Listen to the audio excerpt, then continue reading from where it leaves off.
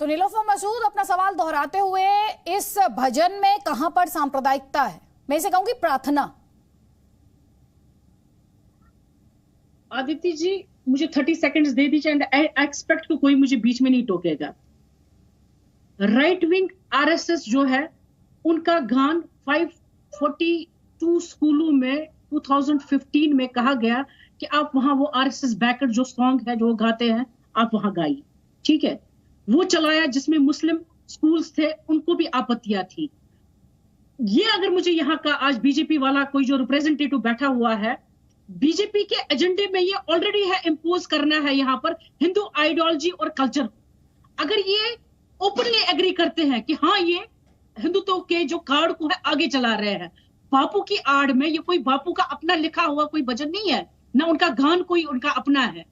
आपत्ति हमें इससे, ना हमें लॉर्ड राम से आपत्ति है, ना हमें सीता माँ से आपत्ति है।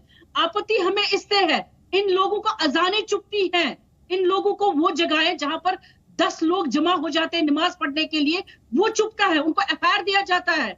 इन लोगों को आज अल्लामा इकबाल जो सारे जहां से अच्छा हिंदुस्तान हमारा कहता है, लिखा है और हम बोलते हैं हिंदू है, हम हिंदुस्तानी है, उसमें लिखा हुआ है, एग्री करते हैं, पढ़ते हैं हम, लेकिन बदकिस्मती से आज उसको ये गद्दार बोलते हैं।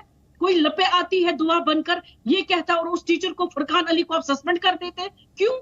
मुझे बता दीजिए। एक साइड से जम्मू कश्मीर में स्कॉलर्स को आप फिर से पीएसए लगा रहे हैं, हमारी नमाजें जो हम जामिया मस्जिद में पढ़ते हैं वहां पर आप ताले लगा रहे हैं, जुम्मा की नमाज नहीं होने देते। यहाँ पर मौलवी उमर फारूक साहब कितने सालों से वो बंद है, उनकी लिबर्टीज आपको नजर नहीं आती।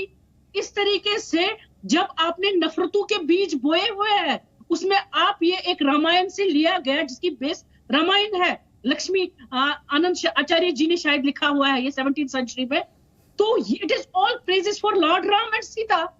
क्या आप इसे डिनाई करते हैं? अच्छा मैम, एक सेकंड के लिए अब सुनिए मेरी बात। मैंने आपको बहुत अनइंटरप्टेड बोलने दिया, आपने एक के बाद एक ऐसे कम्युनिटी को पोजीशन करने की कोशिश की और प्रोजेक्ट करने की कोशिश की, जाने कितना अत्याचार और ज्यादती हो रही है।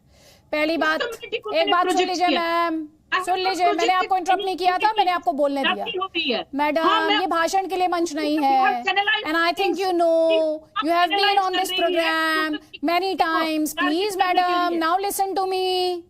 आप मुझे बता सकती हैं डीएसपी अयूब पंडित को लेकर आपकी क्या राय है? ना आप सुनिए, मेरे सवाल सुनिएगा, बीजेपी से लीजिएगा पॉलिटिकल सवाल। मैं आपसे पूछ रही हूं कुछ फैक्ट बेस्ड सवाल। आपको नमाज को लेकर आपने बात की, किसी की रिलीजियस फ्रीडम पर कोई किसी तरह का उसमें इंटरफेरेंस नहीं होनी चाहिए, लेकिन मेरा सवाल है आपसे, कभी आप इतने मुखर अंदाज में आई थी निकलकर 2019 से पहले, जब आईसिस के झंडे फहराए जाते थे, पाकिस्तान के झंडे फहराए जाते थे, जब पुलिस फोर्सेस पर पथराव किया जाता था, सिक्योरिटी फोर्सेस पर, तब आप आई थी मैम? वो किसका एजेंडा और प्रोपेगेंडा था? अरे मैडम, आपसे काउंटर क्वेश्चन करना किसी का बचाव नहीं होता है। ये इससे आगे बढ़ जाइए, आप इससे आगे बढ़िए कि आपसे काउंटर क्वेश्चन करना किसी का बचाव नहीं कहलाता। आपने मीरवाइज उमर फारूक का जिक्र किया, कहाँ बैठता है मीरवाइज उमर फारूक? कहाँ? आप जवाब दीजिए ना मुझे। डीएसपी अयूब पंडित पर आपने नहीं बोले एक सेंटेंस, अभी तक एक सेंटेंस नहीं सुना मैंने, एक सेंटेंस नहीं सुना।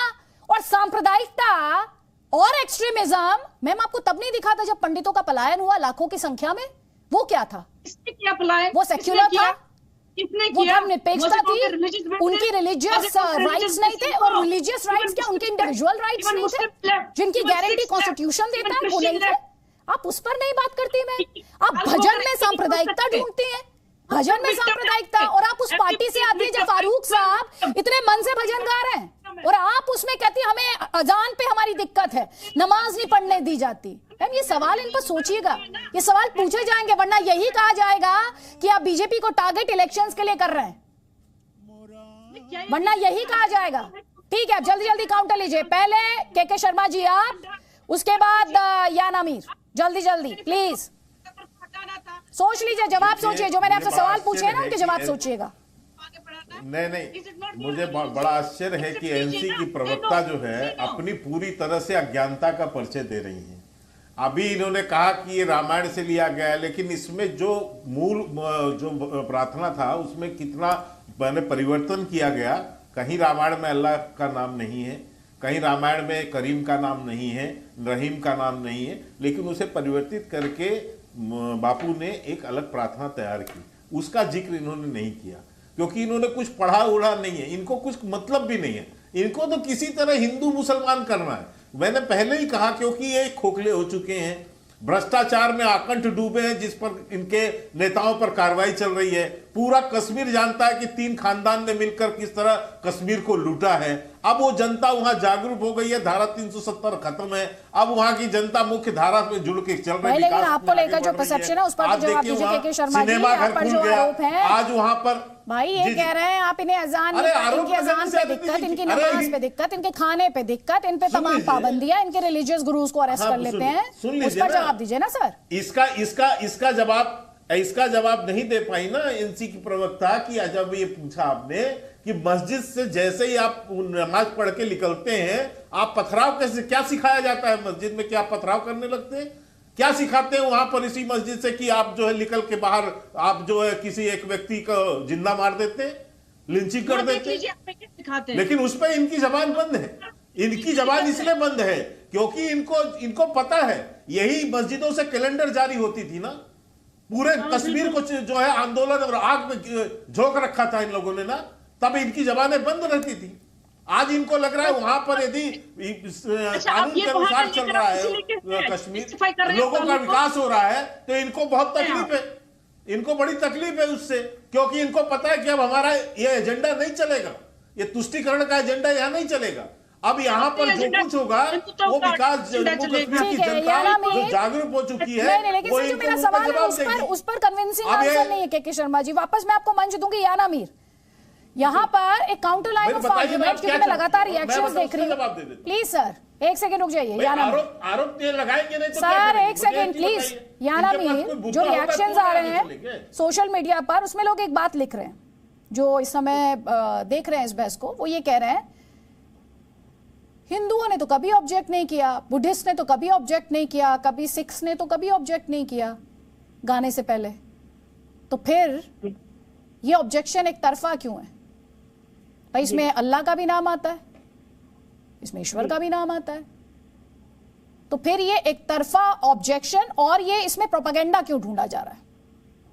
देखिए पहली बात तो जो ये पीटीएमसी वाले हैं, मैं मानती हूँ कि वोट के चक्कर में ये नफरतें फैलाने की कोशिश करते हैं, इसमें there is no denial, but आप एक चीज समझिए, I will talk as a citizen जो कश्मीर में रहती है, मैं एज अ सिटीजन बात करूंगी आपसे, ठीक है, क्लियर बात करूंगी। एक तरफ जो कश्मीरी मुसलमान है, आज का नया कश्मीर बदलाव आया है, नो डाउट 370 के हटने के बाद, टेररिज्म को कंट्रोल करने के बाद, इन्फिल्ट्रेशन को बहुत तादाद में कंट्रोल किया गया है, जिस वजह से जो असली कश्मीरी नेशनलिज्म है वो सामने आया। आप देखिए कश्मीरी मुसलमान हर जगह आपको दिखेगा। आई एम सॉरी टू से ललिता प्रदास जी, नया कश्मीर आ चुका है, यहाँ पे हम हिंदुओं को रोकते नहीं है, इनफैक्ट हम खुद शामिल होते हैं।